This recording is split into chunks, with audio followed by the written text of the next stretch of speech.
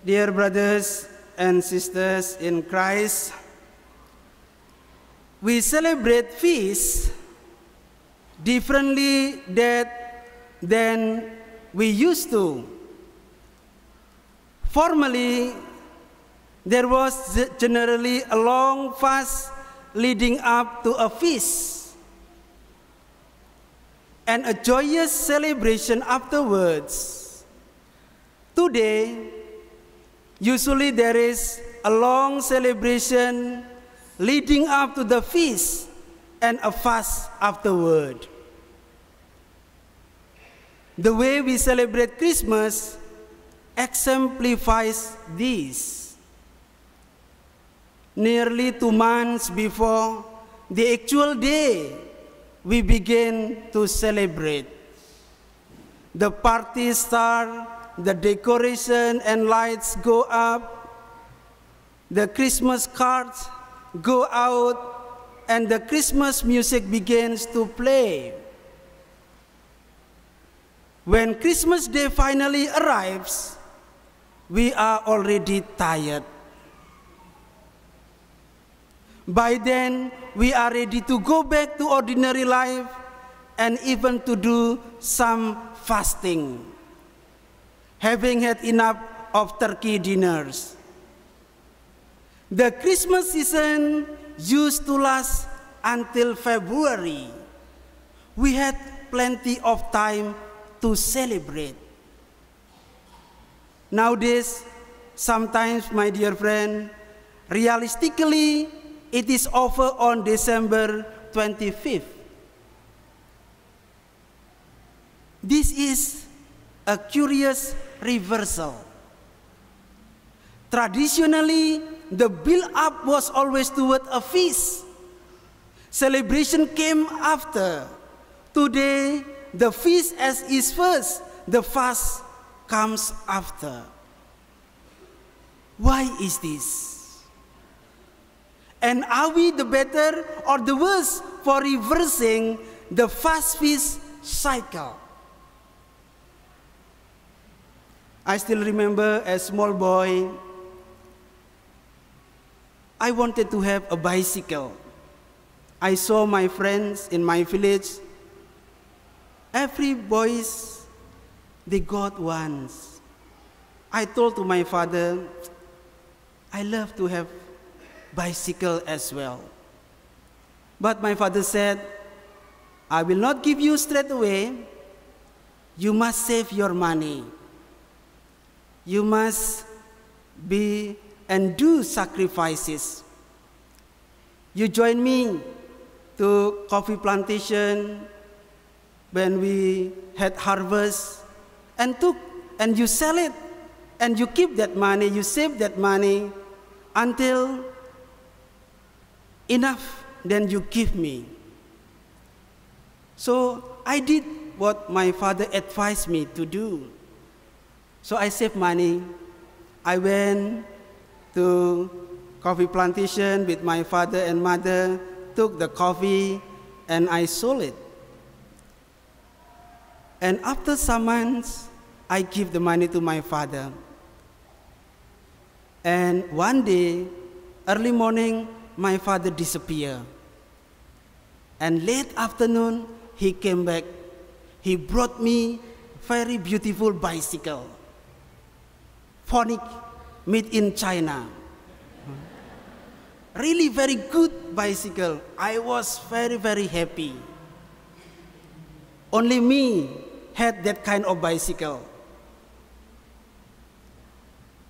I built up that moment, joyful moment, until my father give that bicycle on the right time, that I celebrate.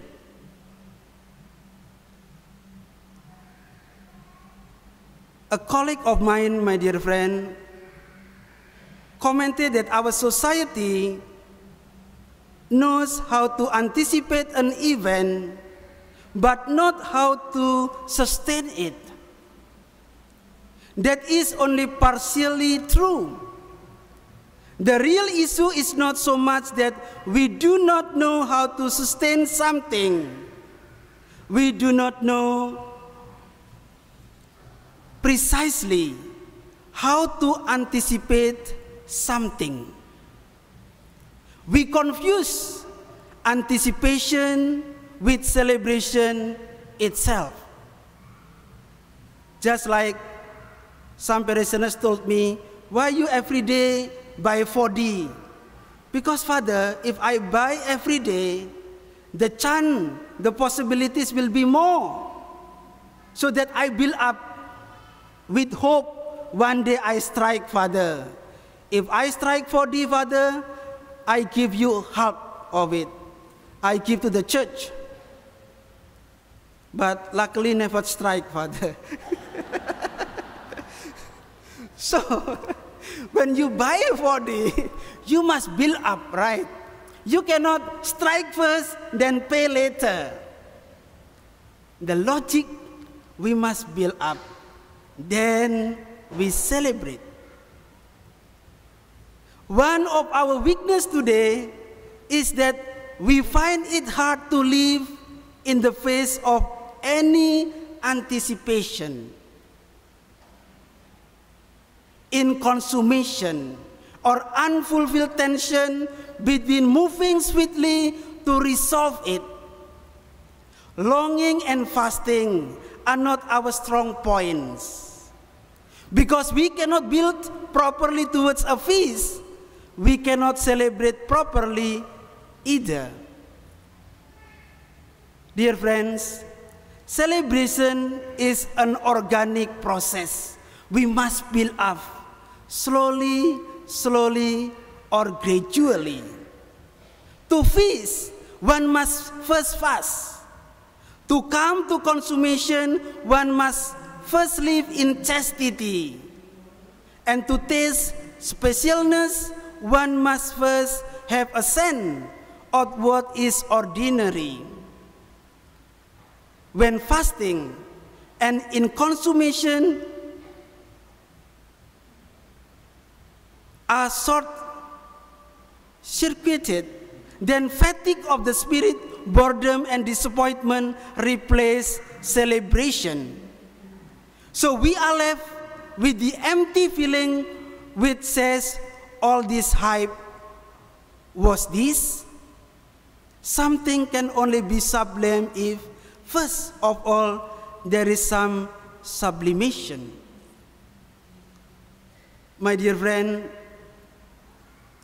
I am old enough to have known another time, like our own this time to had its fall, but it also had its strength. One of these strengths was its belief, a life belief that feasting depend upon prior fasting. I have vivid memories of the advance of my childhood. How strict those times were. They were seasons of fast and renunciation. No weddings, no dances, fewer parties, fewer drinks, and generally less of everything that constitute specialness and celebration. Churches were draped in purple. The colors were dark and the mood penitential. But the feasts that follow Christmas were so special. Perhaps I am thinking the nostalgia too much after all. I was young, then naive and deprived, and thus able to meet Christmas or Easter and other celebration with a fresher spirit.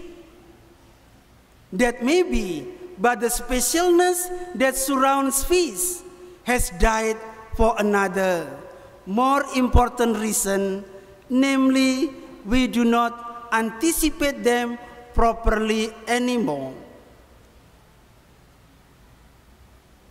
My dear friends, I hope that you want to keep this Advent leading to Christmas. When your friend invite you Christmas party before Christmas, we just say, we are Catholic, we start to celebrate, we begin to celebrate Christmas just 25th, and after Christmas Eve Mass, so that Christmas will be special, my dear friends. Celebration, as mentioned earlier, is an organic process. It is created by a dynamic interplay between anticipation and fulfillment, longing and in consummation, ordinary, special work and play.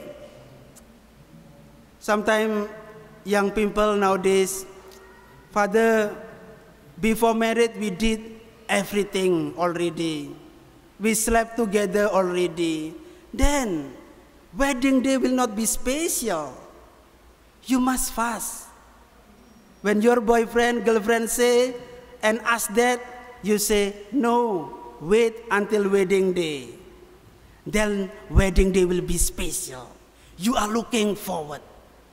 If you did everything already, then wedding day just go to the motion. So that is the same, my dear friend, between fasting and feasting. We are preparing the celebration in Advent, and we celebrate at Christmas. My dear friends, today the absence of genuine specialness and enjoyment within our life is due largely to the breakdown of this rhythm. In a word, Christmas is no longer special because we have celebrated during Advent. But Father, you have now Paris Carnival.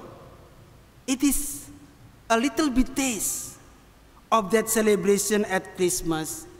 In this Paris Carnival, we want to do something for the needy around us. And let me experience the taste to be a community, to be one in love. That's why in the second reading, St. Paul advised us, be patient. Do you know, when I heard so many confession in Singapore, one of the favorite sin is impatient. Father, I am angry quickly. No reason, no valid reason. I just shouted at my husband, shouted at my wife and children. My dear friend, be patient. If we are impatient, then we will go to hospital. Then we become patient. Yeah, that's why they call patient. Yeah. So to celebrate Christmas also, we need to be patient until 25th December. We are now leading. For those who don't have a good confession, come for a good confession so that Jesus will be born and find your heart pure and clean. Some, Father, I don't want to celebrate Christmas. Why? Now my father, my mother never come to church anymore. My children converted to other religion. Christmas can be a black and a sad Christmas. Don't be afraid, my dear friend. You can still celebrate Christmas because Jesus will come to your heart. Give space to Jesus and let Jesus give you courage, give you patience to this loved one, that one day they will come back. One day they will realize that the true peace, the true happiness, and the true joy can be found only in Jesus. So let us, my dear friend, be patient. Amen.